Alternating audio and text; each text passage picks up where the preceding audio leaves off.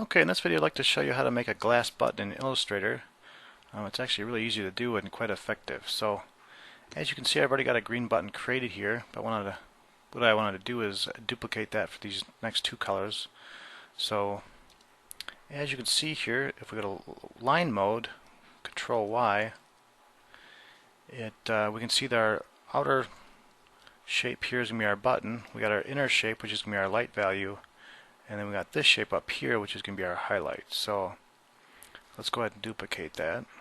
So if we go over here and select on Rounded Rectangle tool and click on our document, go ahead and use these values for the width and the height. So width would be 3.5, height would be 1.5, and then the corner radius would be 1.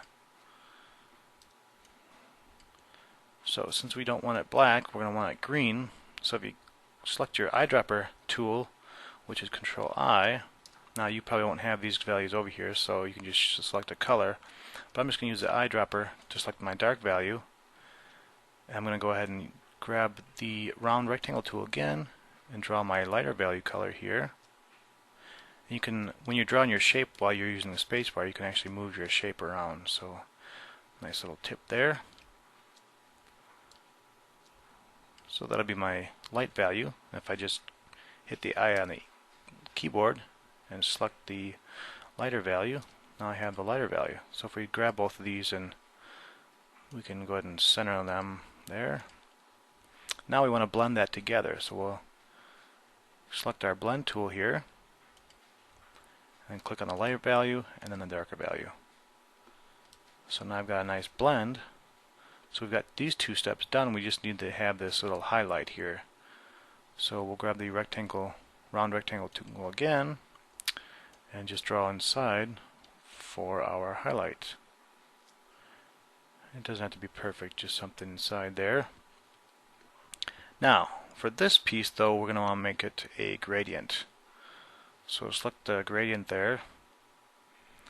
And then to do that, we want to make sure our black is set to 100% for all these values. Otherwise it won't work too good. So make sure your black's set to all the 100% for all these values, and then the white's going to be obviously 0. But then for the transparency, we want to set that to screen.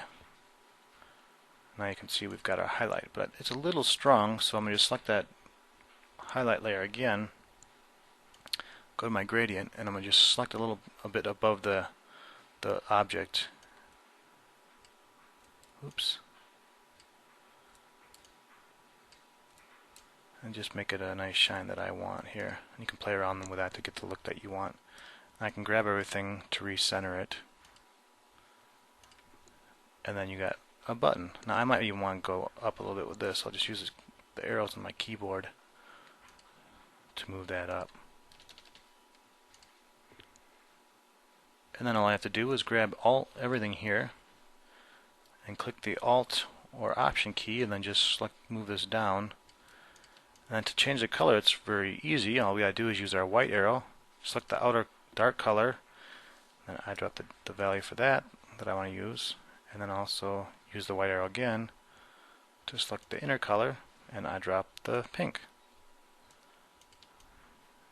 And that was very quick and easy to make the second button.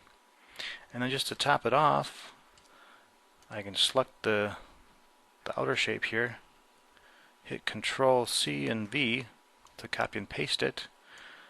I'm going to fill that in black, and I'll send that to the background. So go Arrange, Send to Back, and then what I want to do is hit the Effects, and then Blur, Gaussian Blur.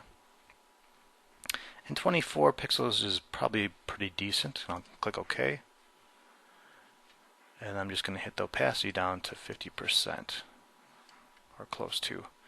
I'm just going to put this right underneath the button, so it gives it more of a 3D appearance. And that is how you make glass buttons in Illustrator.